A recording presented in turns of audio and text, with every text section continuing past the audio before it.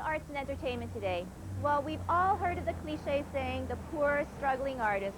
Well, no more in this town. In a few minutes, you'll meet two artists, a filmmaker and a singer-songwriter living out their dreams. And they're all part of the Mayworks Festival happening all this month.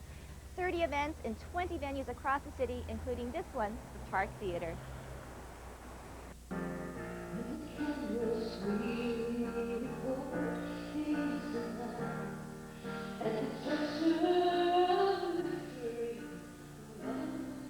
You can feel the emotion in Adi Sarah's voice as she sings of life's struggles.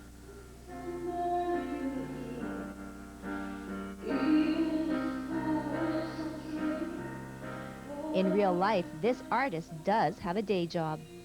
I teach psychology at the University of Manitoba, and my students are going to be watching this and going, oh, she sings? Oh, okay. Adi Sarah is one of the many diverse and talented artists joining in this year's Mayworks Festival, including composer Danny Sher, who is making a feature movie based on the 1919 Winnipeg general strike. It's politics, it's art, but I mean, wasn't it Bertolt Brecht that said all art is political and all politics is art? So yeah, sometimes the two aren't the best of bedfellows, but in the case of this story, you can't separate them. Mayworks is about celebrating labor-themed and socially relevant art of all different kinds. We've got concerts, plays, films, musical theater, art exhibits, literary readings, pretty much something for everyone. And it's all about raising awareness of social justice issues and different social struggles in a very fun and entertaining and artistic way. The festival started in '94 as a commemorative festival for the Winnipeg general strike. So with having written the musical that is sort of the genesis of the festival, it was just an absolutely natural fit. Danny has been working with Mayworks, developing the story of an immigrant family caught in the horrors of war and the persecution during the Winnipeg general strike. After the success of Strike, the musical, Danny is putting the final touches on a mini-movie version. With the film adaptation, we've been creating new scenes that take the story out of Winnipeg and go to Europe during World War I, to Ukraine right after the World War I. So it becomes a more international film by the nature of that.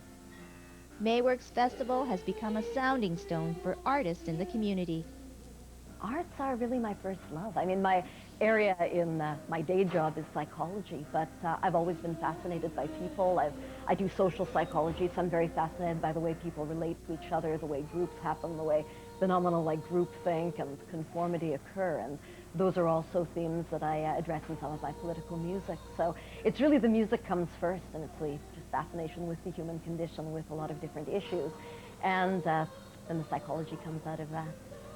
The good thing about Mayworks is it's very grassroots. If you want to do a production and be part of Mayworks, you pretty much just have to ask and you will be put on the calendar.